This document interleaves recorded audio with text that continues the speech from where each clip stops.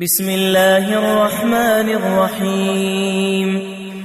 والشمس وضحاها والقمر إذا تلاها والنهار إذا جلاها والليل إذا يغشاها والسماء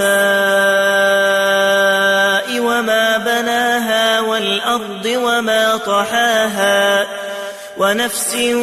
وما سواها فألهمها فجورها وتقواها قد أفلح من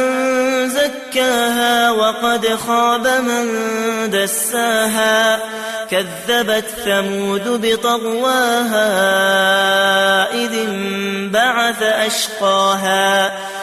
فقال لهم رسول الله ناقة الله وسقياها